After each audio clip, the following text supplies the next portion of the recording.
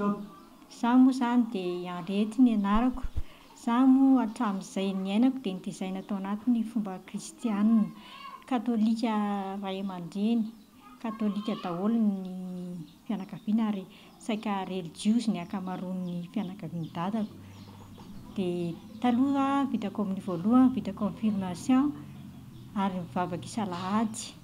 Kanefa nandritran'izay fotoana maro izay dia ohatran'ny hoe fahazarana fotsiny no andehanako any am-piangonana satria na ny fotoana atao any ary dia efa tsianjery. Miditra ao am-piangonana tsy hitako izay zavatra tena hoe azoko tao. Mivoaka aho dia ny toetrako niditra tao ihany izany no entiko mivoaka. Raha misy alahelo dia ny alahelo niditrako tao sy ny olana nentiko niditra tao ihany no entiko mivoaka tao. Dia tao anatin'ny tao-tsarotra satria nisy krizy ny firenena no sendra nifanena tampoka tamin'ny rahavavy anankiroa. Dia hiantsena moa izay io nisy olana be taminay dia natsoiny izy mirahavavy ireo, izay olona tsy fantatro moa izy ireo. Dia nanontaniana hoe fa maninona ireo rahavavy no malahelo ohatran'izao? Dia izaho moa tsy namaly fa ilay namako no niteny hoe misy olana hozy izy. Dia hozy izy ireo hoe fantatrareo ve hozy izy fa Jesosy mahay mamaha olana? Dia eny ho aho fa izaho efa kristianina hatramin'izay.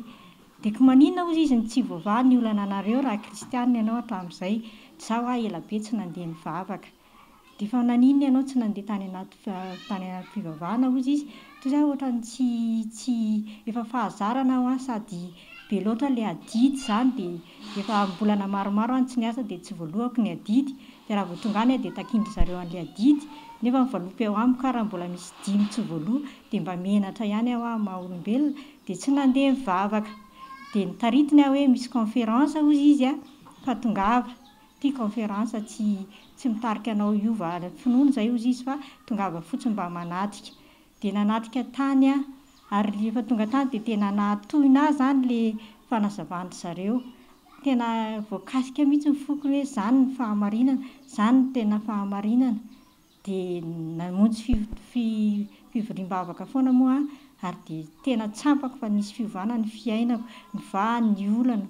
Ary tena izaho mahita fifaliana isan'andro na dia eo ary ny olana kely madinidinika dia tena nampitondra fiadanana sy fifaliana atam-poko izany ny fanenahako tamin'i Jesosy. Tena tsapako fa tena miasa amin'ny fiainako Jesosy hatramin'ny tena nivavahako marina hoe izany no tena fivavahana marina fa tsy ilay fombafomba fahazarana any am-piangonana fotsiny ny tena fivavahana. Dia hatramin'izao aho dia mbola faly mihitsy mivavaka ary mbola mangataka mafy amin'Andriamanitra mba ho maro koa ireo olona ho kasihan'Andriamanitra mba tena hita ny fahamarinana, tena mba hifanena amin'i Jesosy marina tena marina fa tsy ilay fombafomba isan'andro fotsiny.